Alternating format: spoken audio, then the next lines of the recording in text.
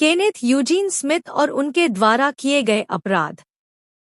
4 बच्चों के पिता केनेथ यूजीन स्मिथ का जन्म 4 जुलाई 1965 को हुआ था और उन्होंने अपना अधिकांश जीवन जेल में बिताया है। 22 वर्षीय स्मिथ 1988 में एक पादरी की पत्नी की हत्या के लिए दोषी ठहराए गए 2 लोगों में से एक थे, जिसने उत्तरी अल्बामा के एक छोटे से समुदाय को हिलाकर रख दिया था। उनकी 1989 की प्रारंभिक सजा को अपील पर पलट दिया गया था, लेकिन उन्हें फिर से मुकदमा चलाया गया और 1996 में फिर से दोषी ठहराया गया।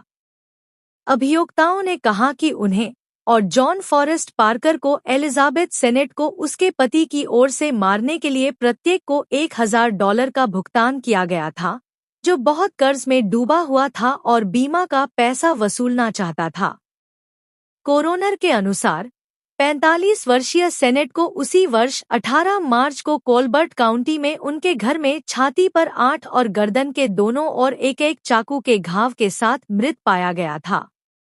उसके पति चार्ल्स सेनेट सीनियर ने अपनी पत्नी की हत्या के लिए अपने किराएदारों में से एक बिली ग्रे विलियम्स को काम पर रखा था, लेकिन फिर उसने स्मिथ और पार्कर को उसकी सहायता के लिए काम पर रखा। यह पता चलने के बाद कि उस पर साजिश में शामिल होने का संदेह था, चार्ल्स सेनेट सीनियर ने खुद को मार डाला। केनेथ यूजीन स्मिथ की सजा क्या थी? स्मिथ की 1989 की प्रारंभिक सजा को अपील पर पलट दिया गया था, लेकिन 1996 में उसे फिर से दोषी ठहराया गया और दोषी ठहराया गया। जूरी ने 11 से 1 के वोट से आजीवन कारावास की सजा की सिफारिश की, लेकिन एक न्यायाधीश ने इसे खारिज कर दिया और उसे मौत की सजा सुनाई। अल्बामा अब न्यायाधीशों को मृत्युदंड के मामलों में जूरी के फैसले को पलटने की अनुमति नहीं देता है। हत्या में दोषी ठहराए गए दूसरे व्यक्ति जॉन फॉरेस्ट पार्कर को 2010 में मार दिया गया था। केनेथ यूजीन स्मिथ की मूल फांसी। 17 नवंबर 2022 को स्मिथ को सुप्रीम कोर्ट द्वारा मंजूरी दिए जाने के तुरंत बाद घातक इंजेक्शन द्वारा मार दिया जाना था। स्मिथ ने बताया कि उन्हें बहुत दर्द हो रहा था, क्योंकि जिन लोगों को घातक दवाएं मिडाजोलम हाइड्रोक्लोराइड, रोकुरोनियम ब्रोमाइड और पोटेशियम क्लोराइड इंजेक्शन देने का काम सौंपा गया था, वे नस ढूंढने के बजाय उनकी मांसपेशियों में छुरा घोंप रहे थे।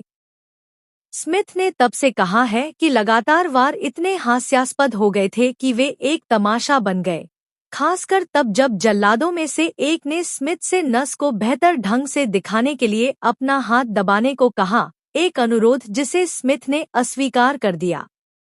दूसरी उपयोगी नस नहीं मिलने पर स्मिथ की गर्नी को इस तरह झुका दिया गया कि उसके पैर ऊपर की ओर हो गए, जिससे उसे लगा कि उसके सिर में रक्त पहुंचाने और उसकी गर्दन में एक नस को और अधिक स्पष्ट करने का प्रयास किया जा रहा है।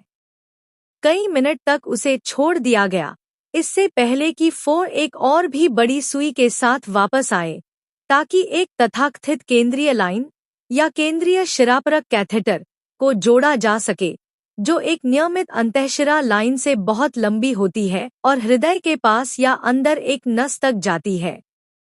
स्मिथ ने बताया कि बड़ी सुई का सफलतापूर्वक उपयोग करने के कई प्रयासों के बाद यह दर्द इतना भयानक हो गया कि वह कांप रहा था और खुद को गीला कर रहा था। कथित तौर पर उसने मौत की सजा के दौरान अपने दशकों के दौरान विश्वास पाया है, लेकिन मिल को बताया, इसके अंत तक मैं प्रार्थना के बारे में नहीं सोच रहा था। मैं भगवान या स्वर्ग या इनमें से किसी के बारे में नहीं सोच रहा था।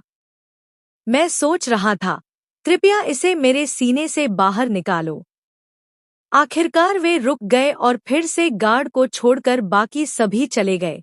स्मिथ को अभी भी गर्नी से बंधा हुआ छोड़ दिया। यह तमाशा 90 मिनट के बाद समाप्त हुआ क्योंकि उसकी मौत का वारंट समाप्त हो चुका था। अल्बामा के गवर्नर के आईवी ने तुरंत फांसी पर रोक लगाने और राज्य की फांसी प्रक्रिया की पूरी तरह से समीक्षा करने का आदेश दिया ताकि अल्बामा आगे चलकर सफलतापूर्वक न्याय कर सके। विशेषज्ञों का कहना है कि शुद्ध नाइट्रोजन में सांस लेने वाला व्यक्ति अभी भी कार्बन डाइऑक्साइड छोड़ सकता है और उसे दम घुटने जैसा एहसास नहीं होना चाहिए। अगर सब कुछ योजना के अनुसार होता है तो मिस स्मिथ कुछ ही सेकंड में बेहोश हो जाएंगे, क्योंकि गैस उनके मस्तिष्क तक ऑक्सीजन पहुंचने से रोकती है। इस प्रक्रिया के दौरान उन्हें थोड़ा उत्साह भी महसूस हो सकता है और उनकी दृष्टि मंद पड़ जाएगी। महत्वपूर्ण ऑक्सीजन की कमी के कारण उनकी कोशिकाएं मरने लगेंगी और उनके अंग 15 मिनट से कम समय में काम करना बंद कर देंगे। अलबामा राज्य प्रक्रियाओं में कहा गया है, नाइट्रोजन गैस पेश किए जाने के बाद इसे 15 मिनट या ईकेजी पर फ्लैटलाइन संकेत के बाद 5 मिनट तक प्रशासित किया जाएगा, जो भी अधिक हो। राज्य के अधिकारियों ने कहा, प्रोटोकॉल के तहत नाइट्रोजन हाइपोक्सिया द्वारा निष्पादन के लिए किसी भी हद तक निश्चितता या संभावना के साथ पर्याप्त सबूत नहीं है, जिससे स्मिथ को अत्यधिक दर्द होने की संभावना है। हालांकि अमेरिकन वेटरनरी मेडिकल एसोसिएशन ने पहले फैसला सुनाया था कि निष्पादन विधि अधिकांश जानवरों पर किए जाने के लिए बहुत क्रूर है, क्योंकि दम घुटने की प्रक्रिया कुछ प्रजातियों के लिए बहुत कष्टदायक है।